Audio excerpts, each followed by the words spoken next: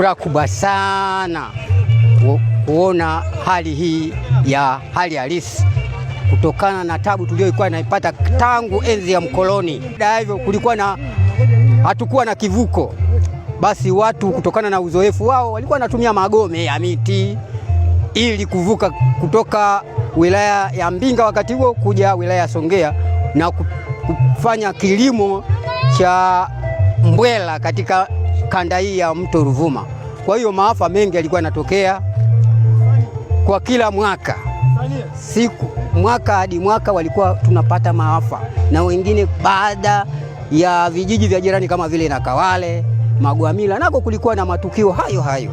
Kwa hiyo leo hii kwa kweli furaha yetu sisi wana nchi wa maeneo haya hasa pembezoni mwa mto Ruvuma tunafarajika sana. Tunamtakia heri kiongozi wetu mkuu Mama Samia Suluhu Hassan. Tunaweza itatusaidia sana kwa sababu mkulima sasa hivi hata kuwa na wasiwasi wa kusema mazao yangu nitauzia wapi. Wafanya biashara watakuwa wanafika hapa bila matatizo. Hiyo itakuwa ni changamoto kwa mkulima kupata fursa ya kuendeleza mazao mengi ya kiuchumi pamoja na chakula. Akina mama wajawazito kama nilivyoeleza mwanzo kwamba palikuwa na tofauti ya kutokuwa na kivuko maalumu. Akina mama wengi walipoteza maisha yao kwa kuwa wajawazito na kupelekwa Songea ambako kulikuwa ni mbali kabisa. Sasa hata muda wa kutoka hapa kwenda Songea au Mbinga ilikuwa hali ni mbaya kabisa. Kwa hiyo ilikuwa usafiri si rahisi. Walitumia aidha machera kienyeji kufikisha eneo ambalo lilikuwa na usafiri kidogo pale Mukuru. Serikali kwa kushirikiana na Benki ya Dunia kupitia mpango wa Contingency Emergency Response Component iliharamia ujenzi wa daraja hili pamoja na barabara zake za maunganisho kwa harama ya shilingi bilioni 9.293.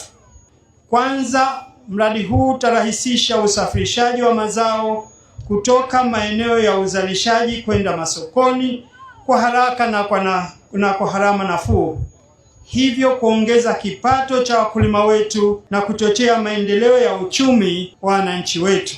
Faida ya pili, utapunguza muda wa safari na harama usafiri kwa wananchi na wafanya biashara. Utaboresha upatikanaji wa huduma za afya, elimu na huduma nyingine za kijamii kwa wananchi wa maeneo haya. Utaimarisha mawasiliano kati ya wilaya ya Songea na Nyasa pamoja na maeneo mengine ya mkoa wa Ruvuma, na hivyo kufungua fursa mpya za biashara, uwekezaji na utalii. Ushahidi kuwa ushirikiano mzuri huleta matokeo makubwa yenye manufaa kwa taifa letu. Sasa jukumu letu sote ni kuhakikisha miundombinu hii inalindwa na kutunzwa. Daraja hili pamoja na barabara zake ni mali ya Watanzania wote. Hivyo na waasa Watanzania au wananchi tulitunze, kuepuka vitendo vya uharibifu na kuzingatia sheria ya usalama barabarani ili miundombinu hii itoe huduma kwa vizazi vya sasa na vizazi vijavyo. Wananchi wote wa mkoa wa Ruvuma kudumisha amani, upendo na mshikamano, kwa sababu tunu hizo ndizo zinazoenda kuchagisha maendeleo makubwa ambayo tumeendelea kuyaona taifa letu likipiga, lakini mkoa wetu hili lenye urefu wa mita 45 pamoja na barabara za maingilio zenye urefu wa kilomita 8.8.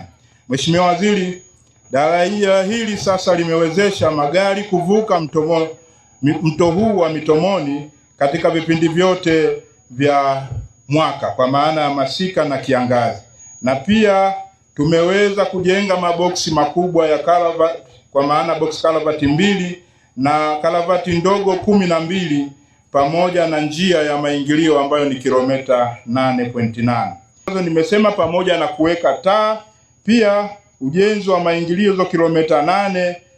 Kwa sasa mkandarasi ameshalipwa bilioni 9.3 kwa maana 100% ya mradi huu.